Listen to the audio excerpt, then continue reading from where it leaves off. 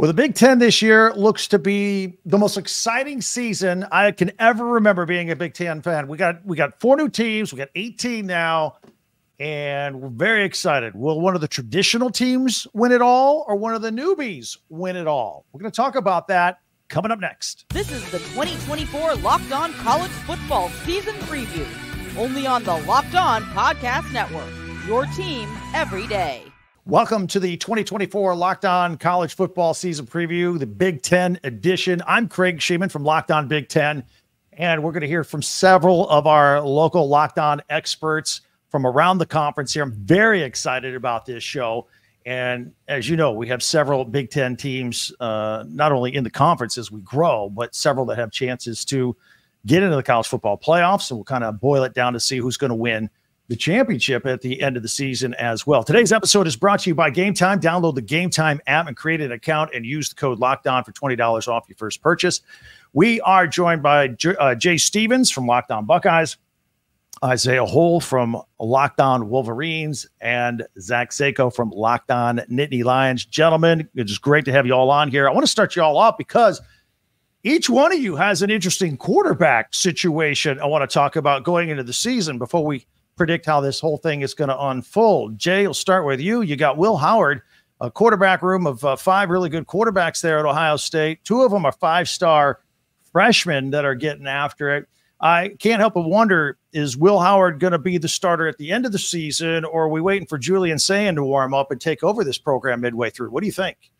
I think that's to be determined. I think for Will Howard to be the starting quarterback all year long, his experience has to really reign true and really show that he has earned that still, but he has to be more accurate. If Will Howard shows he can be more accurate and can throw the deep ball and can make all the throws, I do think he will be the starter all year. Julian Sayin and Devin Brown are right behind him, but I think Howard's a front runner right now, and it's really his job to lose.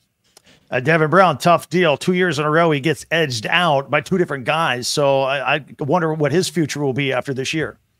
His future is one where he's committed to wanting to be a Buckeye starting quarterback at some point in time. Back-to-back years, he's lost the quarterback battle once to McCord, this year to Will Howard. My gut says he'll stick around to start next year. He is the more seasoned guy, been there longer, but is he a better thrower? Is he more accurate than some of the younger quarterbacks? That is to be determined because they don't have much experience just like him. And Isaiah, at Michigan, kind of new territory here. We really don't know. Alex Orji has 1 completed pass in his career. He seems to be the guy. I don't know. What do you think? That is also still to be determined. Michigan still kind of not tipping its hat. I don't know that it knows who the starting quarterback's going to be. I think it's really kind of a 2-way race between Alex Orji and Jack Tuttle. Davis Warren is certainly in that conversation, but Jack Tuttle probably would have been the guy, but he's been limited. He didn't practice at all in the spring, and he's had some soreness still here in the fall. But Alex Orji is certainly the highest ceiling guy. He's the guy I think that Michigan wants to win because he's kind of in the same vein as Jalen Milroe from Alabama, but kind of has some of the same issues. Accuracy and things of that nature, but he spent all off season. He knows that accuracy is where you actually win the job, and we do know that he has been working very, very diligently on that all off season. You know, another quick point about Jack Tuttle, who's now in his 7th year, of course, and people say, hey, he's been playing college football for 6 years. He's never really been a starter. Is he that good? But I'll argue he's been backing up top 10 picks in the NFL between Michael Penix Jr. and, of course, J.J. McCarthy. So maybe there's some there. Maybe this is his year. Certainly, that's a line that Michigan's used. That's something that someone that was behind the scenes, one of the big time staffers there in Ann Arbor, they said that to me right after the spring game, and Sharon Moore said it at Big Ten Media Days as well. He certainly has a lot of those things that they're looking for. And when you look at it with what they have defensively, considering that Michigan tends to want to run the football, they don't necessarily need a guy that's able to throw it all over the yard. They're looking for someone who can just be consistent, someone who isn't going to turn the ball over, someone that essentially is like Cade McNamara was in 2021. That's what they're looking for. That's what they could get in Tuttle if he's healthy. And, of course, Zach, let's talk about Penn State. You've got the stable quarterback situation here that you know what you're going to get with Drew Aller, at least with the person. The one criticism of Drew Aller is, and maybe the whole offense as a whole, is they didn't chuck it downfield. And I thought he kind of diminished as the season went on, didn't take any chances. Now, I think they My opinion is they coached the heck out of him of don't you dare turn the ball over, which he didn't. But I don't think he took enough chances either, and they didn't have much of a vertical game. What do you say about this year with Drew Aller at quarterback for Penn State? You're spot on with that assessment, Craig, that he was coached. You protect the football, rely on your run game, and rely on the defense. Well, you still have a good defense, very good defense with Tom Allen, but Andy Kotelnicki is the X factor here. Mike Yurcich, in a lot of ways, was holding back not only Drew Aller, but the offense as a whole. Because if you notice, Penn State didn't really make a lot of changes. They brought in Julian Fleming. They brought in Nolan Rucci. Well, if this offense was so bad, why did they bring in some select players that can at least fill some small needs? They didn't go out and try to get these superstar playmakers, if you will, these superstar difference makers on paper. So I think the presence of Andy Kotelnicki will help a lot because it's already instilled confidence with Drew Aller himself. You'll see some of Bo Pribula as well. I think you'll see a lot more of Bo Pribula. There's going to be an initiative to get a dual threat quarterback on the football field more often than he was utilized a season ago. And that's what Bo Pribula is going to be, a change of pace quarterback, if you will. And that's what Andy Kotelnicki's done. He's used two quarterbacks in his past systems at Buffalo and at Kansas. How does 10-2 sit well with Penn State fans again this year? I mean, that's been the thing. Hey, we got to quit being 10-2, which is awesome, by the way, and maybe be 11-1 or 12-0. But now with the expanded playoffs, there's not a single team in all of college football that can benefit or would have benefited over the last 10 years than Penn State with a 12-team playoff instead of a 4-team playoff. And that's very fair to say too, right? Penn State would have been in more often than not if it was expanded to 12 teams, but that wasn't the case. They missed out. They got very close a couple of other times. To answer your question, 10-2, at least from where I'm sitting, is good enough to get you in the playoff, and it might even be good enough to get you into the Big Ten championship. It might be good enough to get you a matchup where you host in the first round. That doesn't get you a bye, but it gets you an opportunity to potentially host depending on how the deck breaks. So I don't think it's necessarily about the record itself. Is Penn State going to make the playoff, which I think they do? Will they host, which is what fans want to see, and then win that first round and make it to the second round?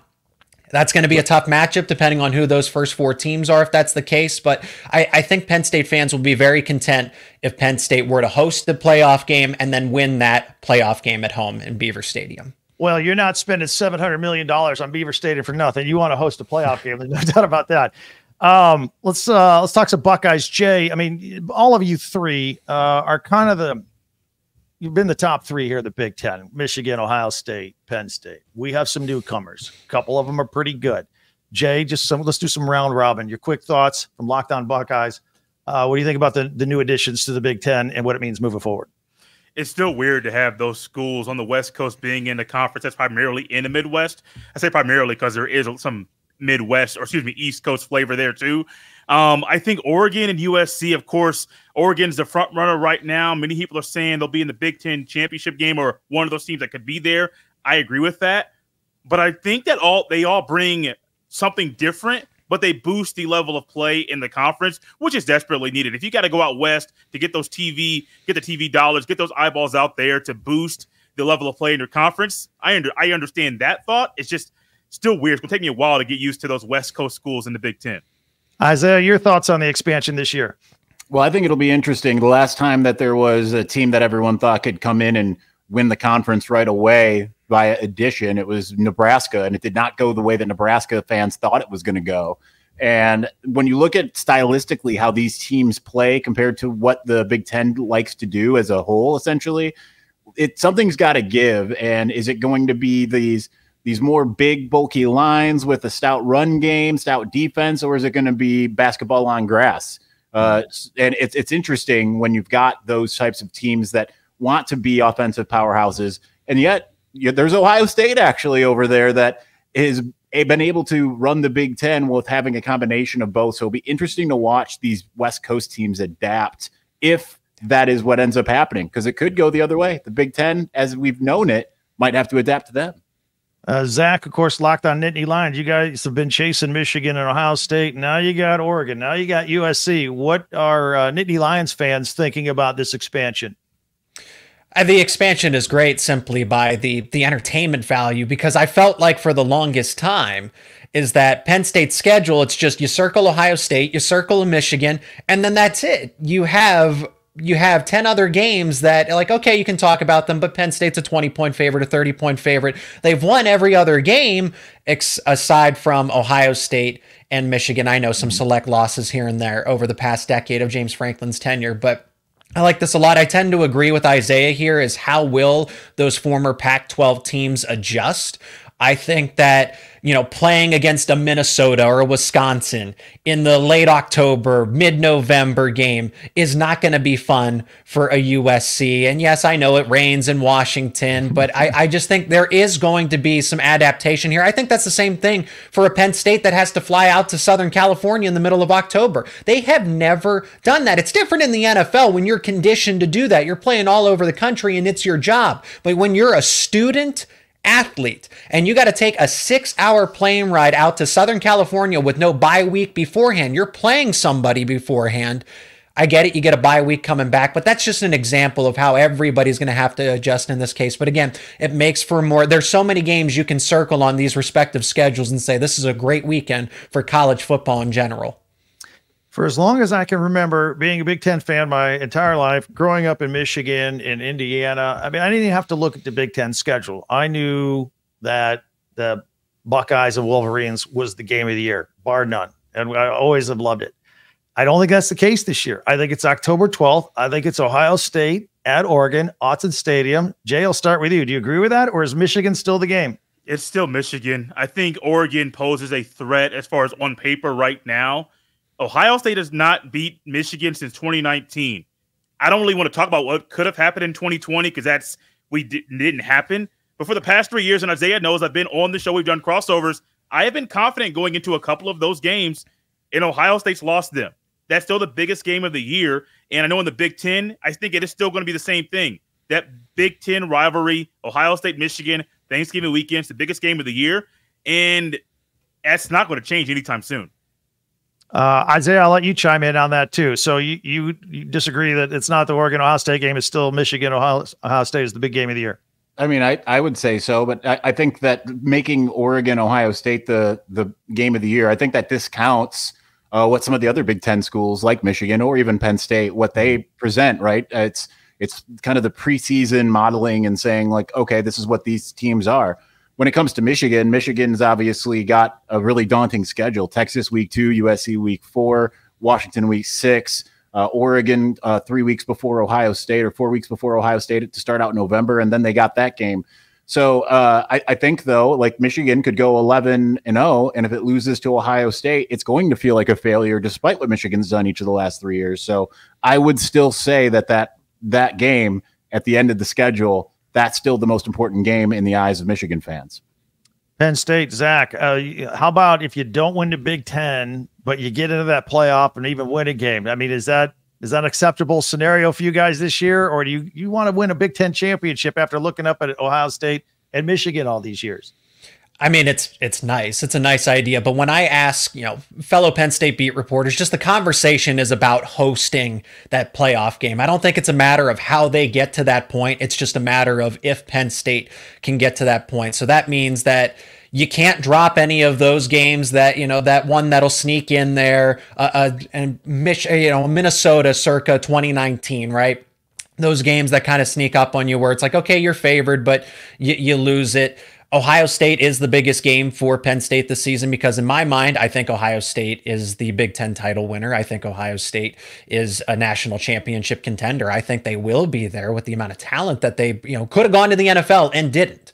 So that's the case. But Penn State at this point in time is a 3.5-point underdog on paper when both teams are fully healthy right now at the beginning of the season. So that's kind of telling how Penn State is close in this situation. I think Ohio State and Oregon are the top 2 teams in the Big Ten. And then Penn State is that third team on the outside looking in, but they're closer than they are further back.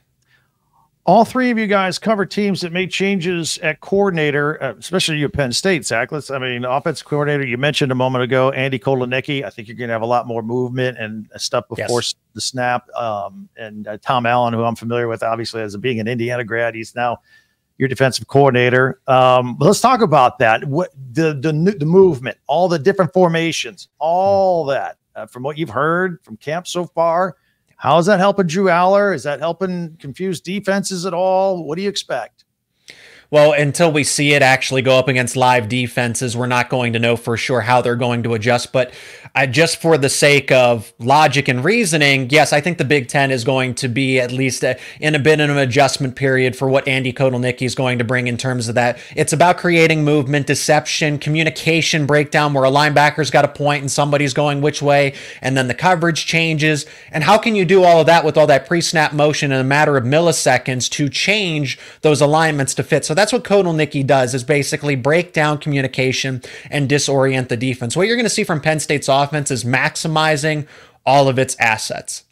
Instead of your traditional, well, Drew Aller's a pro-style quarterback at his core, right? That's true, but he actually lost some weight because they intend to run him more as a dual threat quarterback. They're going to involve Beau Pribula as that true dual threat. So now you got to account for Drew Aller's legs in an instant. You're going to have all that pre-snap movement, as you mentioned. You still have Nicholas Singleton and Katron Allen. Again, if Penn State was really concerned about the offense and the weapons that they had, they would have gone out and made these wholesale changes in the transfer portal. But they didn't. They got complementary pieces because they feel good about all of the former 5-star and upper 4-stars that they have still at their disposal. And Isaiah, Michigan, if I expect any changes on offense, I expect them to run the ball even more with Sharon Moore. I still remember the game against Penn State with 32 straight runs when he was calling the shots. But how about defensively with Wink Martindale? It's blitz, blitz, and blitz again. That can be predictable sometimes. What are you hearing? How much are they going to utilize it this year with this football team? Well, he is a more aggressive play caller, but it is essentially the same defense. Keep in mind, he was the one that they were emulating when they brought in Mike McDonald, who was his protege with the Baltimore Ravens. When Mike McDonald left to go back to the Ravens, they brought in Jesse Minter, who was another one of Wink Martindale's proteges. Yes, he does blitz a lot, but he said like that has been fully game dependent, depending on the teams that have been across from him. So we'll see when it comes. So when it comes to Michigan and its coordinators, I kind of expect it to look really similar in either way. I don't necessarily think there's going to be a wide deviation from what you've seen the last couple of years. It's kind of like Van Halen, right? They're moving on from David Lee Roth and they're bringing in, are they bringing in Sammy Hagar? Are they bringing in Gary Sharon? We're going to find out this year for those old enough to get that reference, I guess. That's fantastic. I love that. Chip Kelly, the new offensive coordinator at Ohio State. How does he plan to use Jeremiah Smith? I keep hearing about this freshman. He's going to blow everybody's doors off. Is he going to play like a lot and work his way into starting lineup and play? He's a day one starter. He's starting right away. It's something that I've heard in the spring that he might be a guy that's going to start. Not something you normally hear about a true freshman, but he's different. Even last year during recruiting shows, it's like, oh, Jeremiah Smith, mentality is different. He's built different, and we're seeing that right now in fall camp. He's a day one starter, but Jeremiah Smith is going to be a guy going to get a lot of different looks, going to be on the outside. I do believe that this offense with Chip Kelly is going to figure out some things with the run game, Will Howard, Judkins, and Henderson, but he'll also find numerous ways to get Jeremiah Smith the ball to help him build confidence early in the season. All right, real quick, you all have kind of alluded to this a little bit, but let's get it on the record finally before we go. The Big Ten championship game, Jay, will be between, did you say Ohio State and Oregon? You think that's the final? Yeah, I do. All right, Isaiah? I can't go against Michigan yet, so I'm going to go with, just for the sake of the last 3 years. So until something changes, I've got Michigan and Oregon. All right, and Zach? I think Ohio State's there. I need to do more due diligence on Oregon, but they are up there. It's hard to see the Ducks not being there, but I think any of these four, realistically, again, if the deck breaks favorably for any of Michigan, Penn State, they could make their way into the Big Ten championship, but I think these are your top four teams. USC, Washington, Nebraska, all those teams are so far away. These are the core four of the Big Ten this year, but I'll go with Ohio State and Oregon.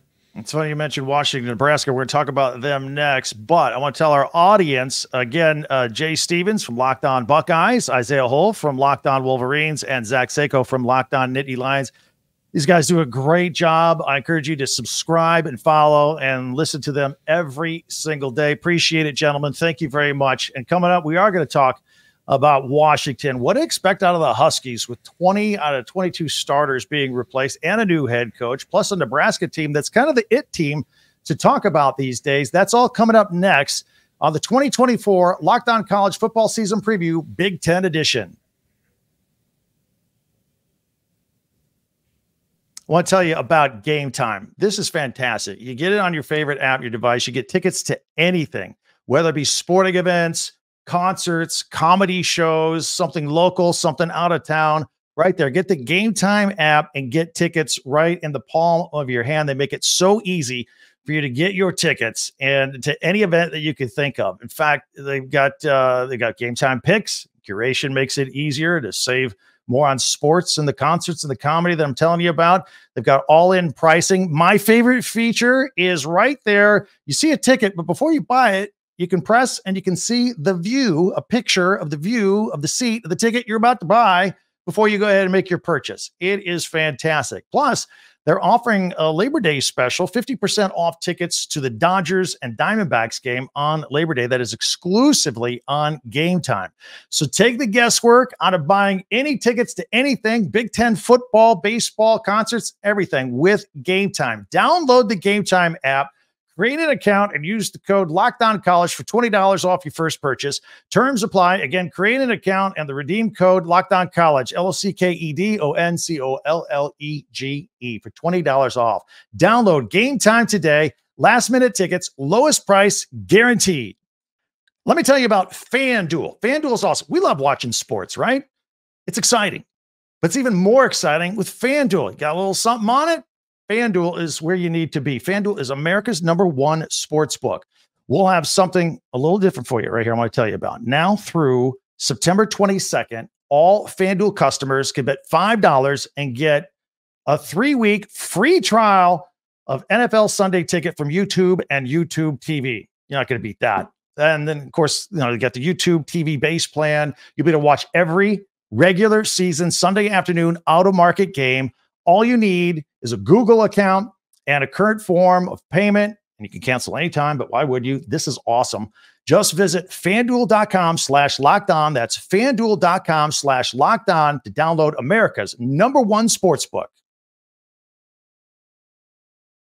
Back at the 2024 Locked On College Football Season Preview, Big Ten Edition. All right, we're playing musical chairs here. We've got 18 teams in the Big Ten. We got a lot of people to talk to.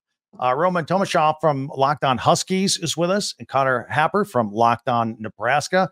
I was worried we're going to have this. I'm already mad that we put it together this way because I'm going to say Huskies and Huskers. I'm going to get it screwed up at some point. But gentlemen, welcome. It's good to talk to you.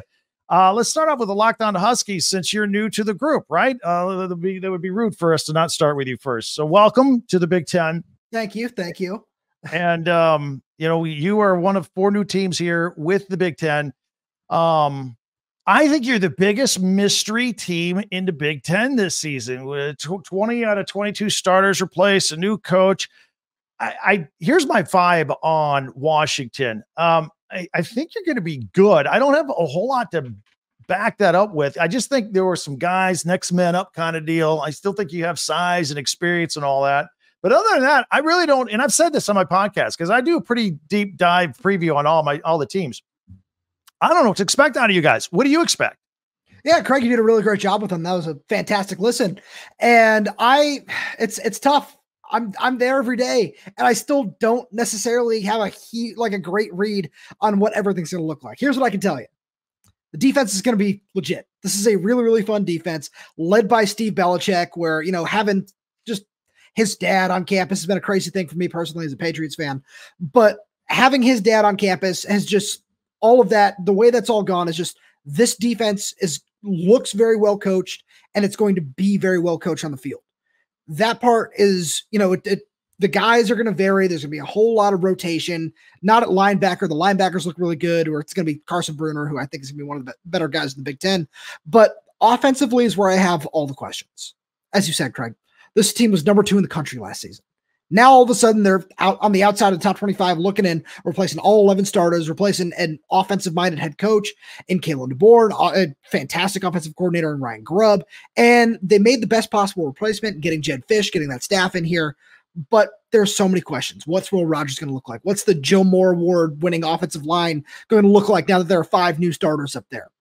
It's really curious, and there's going to be so many interesting things to watch for this season.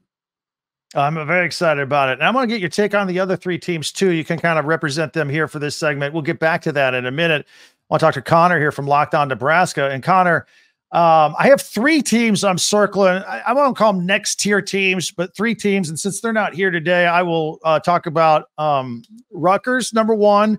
I think Vegas had them at 5.5 wins. They bumped it to 6.5. That's a 7-win team with everybody back, and they do have a new quarterback. I think they're gonna. I take the over on the win total there. Again, Iowa was the car wreck on the side of the road that you couldn't take your eyes off last year. How low could they go in points and still win football games? They end up winning 10 games and getting to the Big Ten championship. I think, with Cade McNamara coming back, I think more of the same. I don't think they're going to have an explosive offense at all. I don't think they got any receivers. I think Tim Lester is going to be like Kirk Ferentz's son, Brian, again on offense. I could be wrong. And they're going to be spectacular on defense. And they have a favorable schedule. They're going to win a lot of football games this year. And my other team this year is the Nebraska Cornhuskers.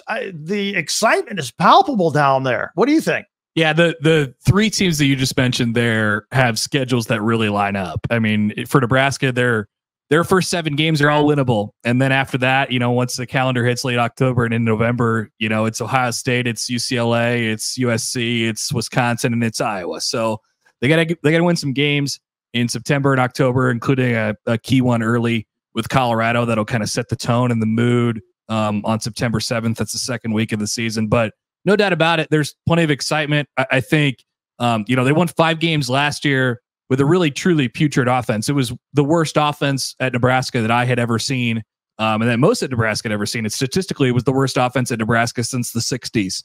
So they're not going to turn the ball over 31 times this year. They're going to have a new freshman quarterback, which I'm sure we'll talk about.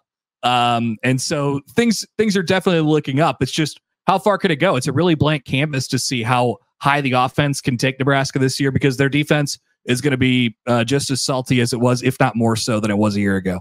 I watched that team last year and I thought, all right, Matt Rule comes in, and his first year, I thought he ran a very outdated offense where it was like, it's option football, but your quarterback was going to be your first option. It was like Tom Osborne. And now they got this Dylan Raiola. That's not what he is. He's like the real deal, this freshman quarterback. I watched him in the spring game. I was blown away. I'd be willing to tap the brakes and say, look, true freshmen don't just step into Power 4 schools and start on day one. But I think that's exactly what's shaping up. I see guys like Joel Klatt saying this is the next Patrick Mahomes. I don't know if that's a little lofty, but still, I like what I see so far. This guy's the real deal.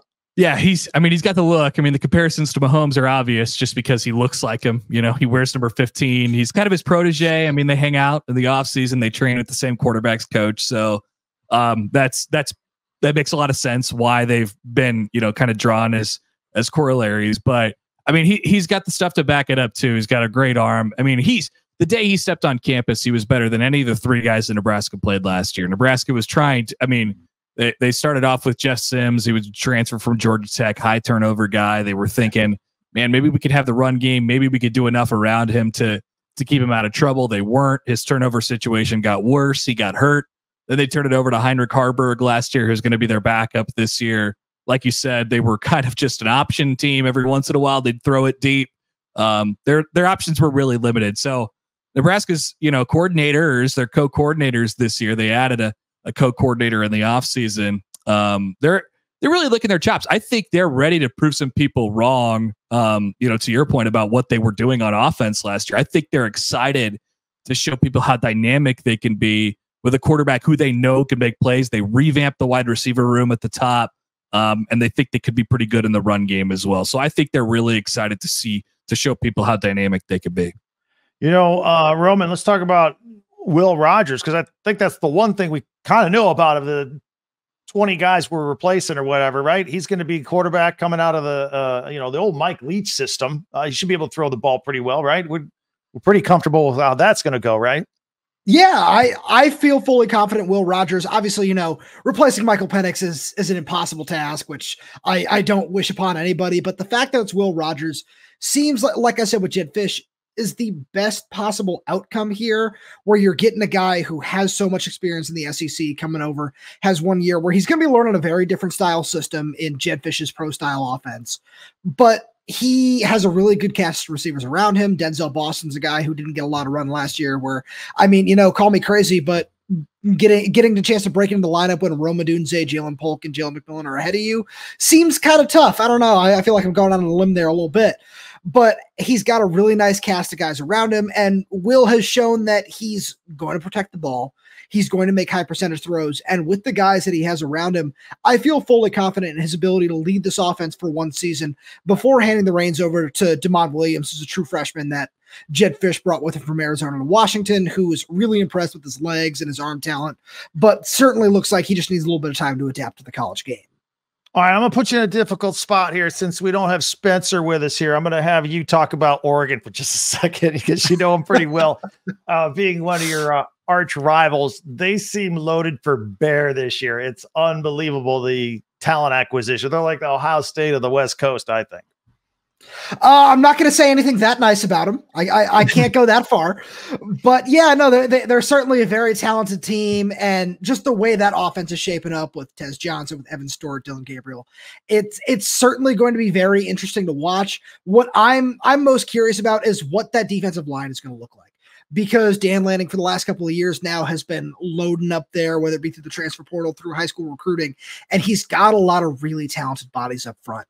And that just seems to be, you know, obviously as everyone has said about the Big Ten for so long, now it's weird talking about it from an inside perspective. This is still foreign to me, but the more I look at it, the more it's, yeah, you need to make sure you dominate in the front seven, and they have all the pieces to do that, which is, I think is going to be their biggest strength this season.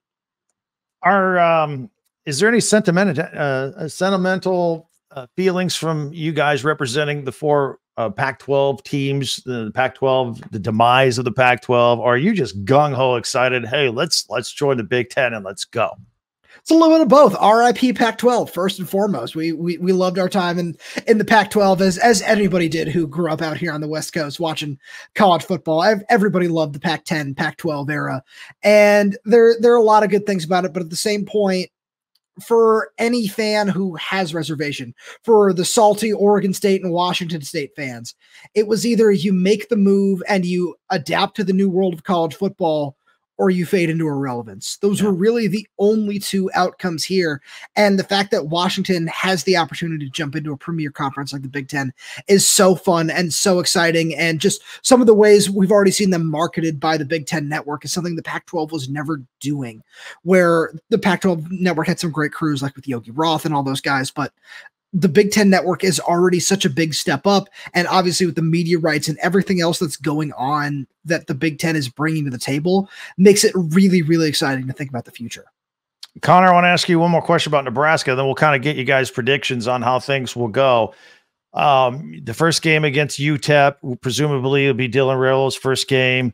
I know that they don't want to do any turnovers like last year, but he is a rookie, a freshman quarterback. It's a good game to get his feet wet. And then I am really looking forward to that next game against Colorado with Coach Prime and Shedeur Sanders. By the way, that's going to be a great day. You got Michigan and Texas in that day. You got Colorado taking on Nebraska.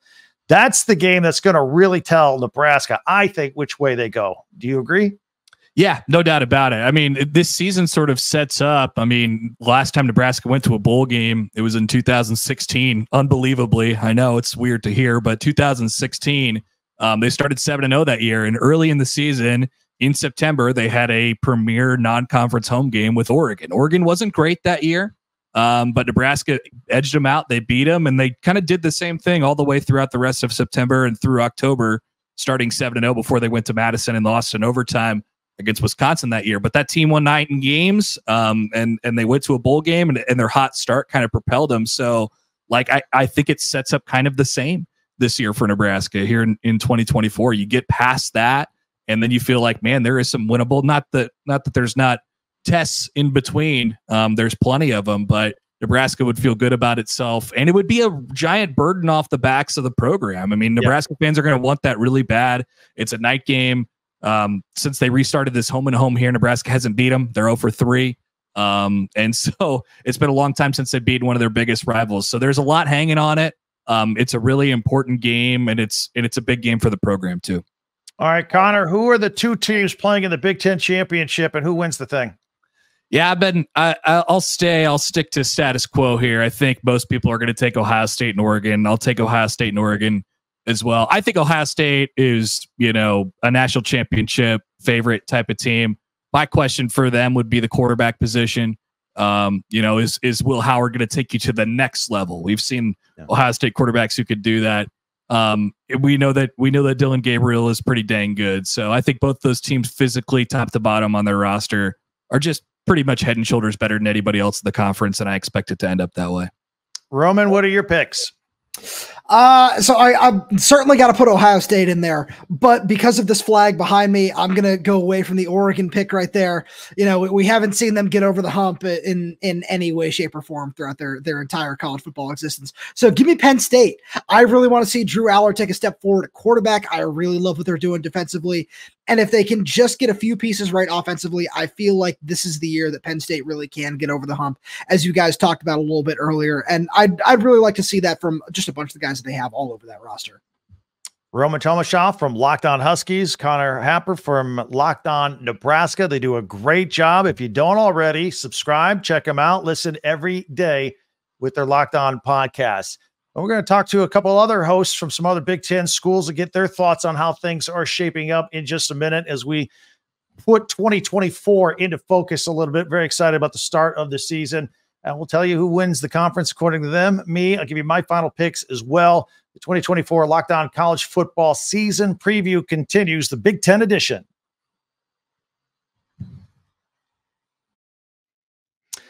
Ibotta. If you like me, you spend a lot of money. I have a family. I spend money every day. I don't want to. I just do. There's a lot of stuff you have to buy. Summertime, sandals, sunscreen, snacks for the kids, running people around, gas, everything.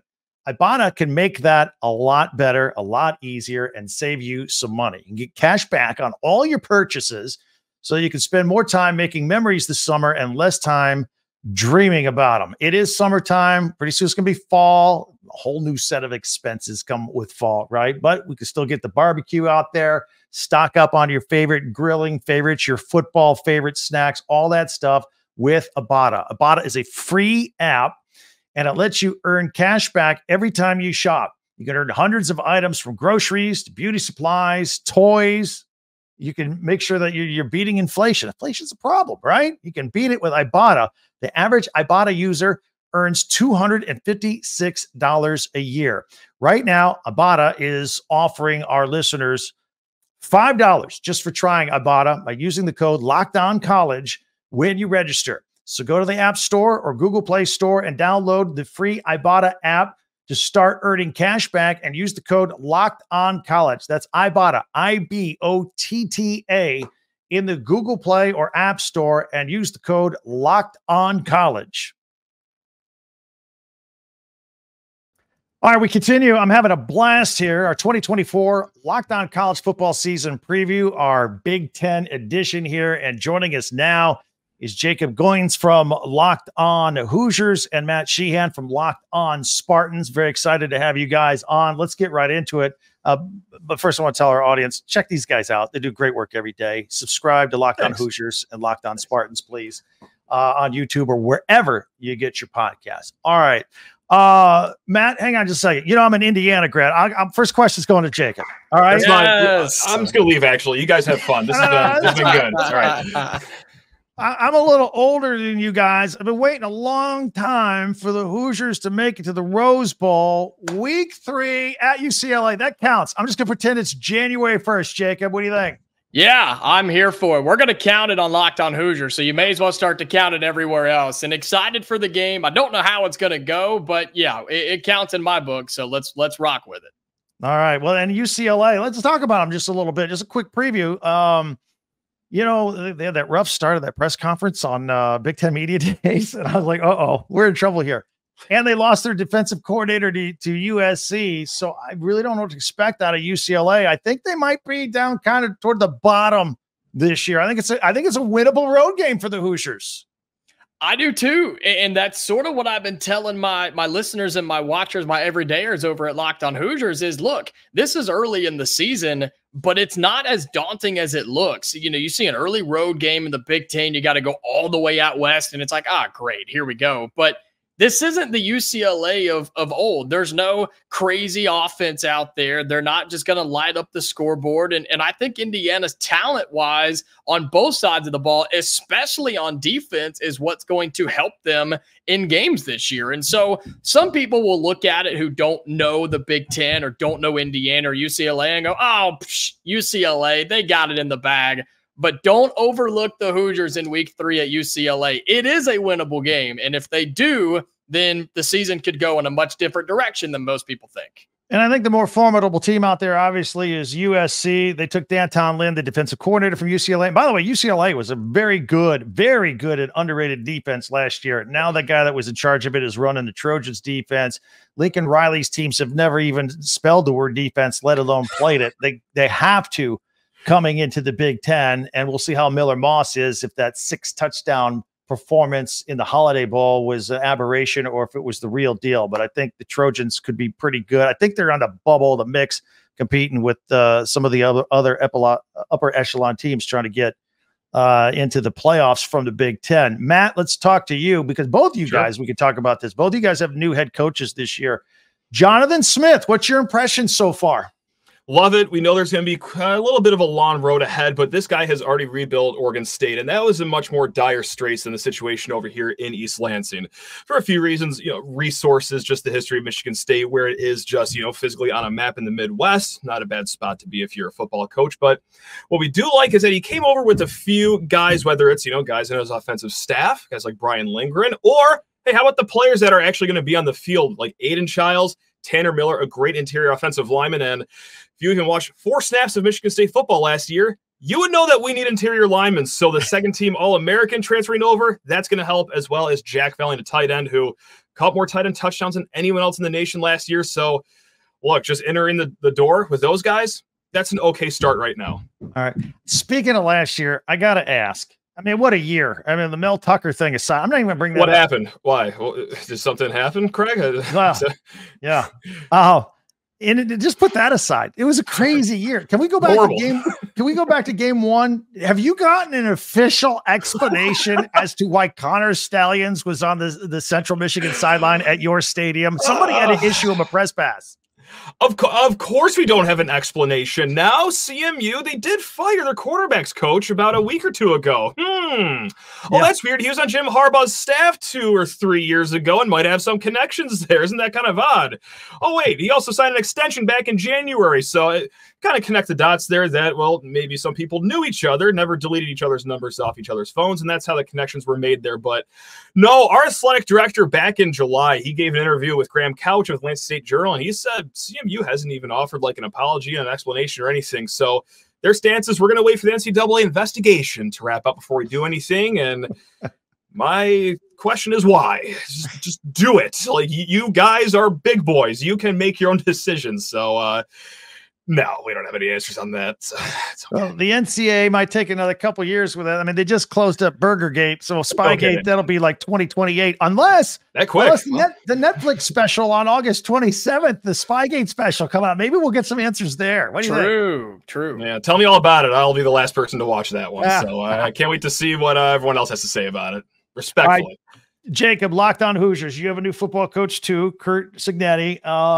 He seems to be a different guy, kind of goes to the beat of his own drum. It's almost like he's going to do things his way, but there's a little bit of a comedy show in the way he phrases his words. He's amusing at the same time. He's just a different guy. I love it, though. I absolutely love it because he has and I dropped this on the show a few weeks ago, and I thought it was going to go more viral than it did, and I'm glad that it didn't. It's very Nick Saban-esque. And what I mean by that is he runs his own ship. As you said, Craig, he does it his way. He's been a coach long enough, and he's turned around enough programs to where I think he's earned that respect to come in and say, this is what I want. This is how we're going to do it. Buy in or get out. And you saw a lot of transfers leave. You saw a lot of his guys come from James Madison, players and coaches. And you've seen that expand outside the locker room, from donors to the athletic department to the fan base. Like, the excitement is there and the buy-in is there and the support is there, which is something, Craig, you know this, it just hasn't always been like that. And I think it took somebody like Kurt Cignetti to come in and say, look, this has not been acceptable. I'm going to change it. And whether it works out or not, we'll find out in a few years. But he came in and laid down the law. And so far, it seems to be working. This is some of the most talent we've seen in a long time on both sides of the football. And I think it's going to pay dividends when you see him on the field this fall. Every time I look at the depth chart of the Hoosiers, it's all in orange because it's all the marks the transfers. I think you got 8 transfers on offense and 7 on defense. Basically, it's James Madison has come to Bloomington. I'm curious. Are they going to look like kind of, I don't know, MAC level or Big Ten? How do you think these James Madison players are going to do together as a unit? You know, that's a legitimate concern. And you see this just about every time you see a coach go from one program to the other, right? It's okay. Are they going to look like the old team that they came from? And while there may be a little bit of that, I do think they've gotten better. I think they've raised their level of play. And the few guys that did hang around from Indiana a year ago, plus you bring in a transfer quarterback who's played college football for about 18 years, all of that combined, I think this team's going to be much improved. How many points will they score? I don't know. How many points will they allow? I don't know. But I do think you will see them as the season goes on. They will play Big Ten style football and at least be able to compete in Big Ten football. But hey, maybe the UCLA game is an eye opener. Maybe it's one of those early few games as well where it's like, whoa, okay, maybe we're not physically, mentally, emotionally ready for this, but it won't take long for Curt Cignetti to figure it out. Matt, how long of a rebuild turnaround is this? Is this a slow and steady turtle race, or is it more like the hare, the rabbit? Are we going to see a quick turnaround? What do you think? You know, in this day and age, 2 or 3 years does seem like a long time, but yeah, just based on everything that we know about Jonathan Smith and what he did over at Oregon State. And also, there's a really nice in-depth piece over at Spartans Illustrated. A lot of players got to speak in an anonymous condition, staff members too. The constant theme was not only is he rebuilding the culture, but he does not take any shortcuts, doesn't cut any corners. Like, he knows that it's a process. He'll do it his way. So 2 years, okay, that's when Aiden Childs is now a junior. Maybe, you know, you get things turning over a little earlier than you would like. Maybe he even sticks around for his senior year in year 3, but I think it'll be 3 years is my guess. Wouldn't be shocked if, you know, we're flirting with 9 wins in year 2, but yeah, I don't think it's going to be an instant success. Now, with that said, I'll take 7-5 this year, and you best believe I will have a parade down Grand River Avenue. It'll be the hardest anyone has ever celebrated a Jacksonville Tax Slayer Bowl berth ever. But, like, look, 7-5 would mean you're ahead of schedule, and I think with Michigan State's schedule, it's in play. It's in play. 4.5 over under be damned. I think 7-5 is in play. I want to laugh at you for a parade for 7-5, but we Hoosiers, yeah, okay. I haven't seen a bowl game in 3 years here. So yeah, I can use anything. I just want to feel something after the month of December flips on the calendar. Like that's I'm not asking a lot. Going down Kirkwood Avenue. If we get 7-5, that would be you awesome. Better believe it. All right, guys. As we look up at the other teams in the Big Ten, I said earlier on this podcast that for the first time in my life, I don't think Michigan Ohio State is the game. I think it's Oregon hosting Ohio State on October 12th.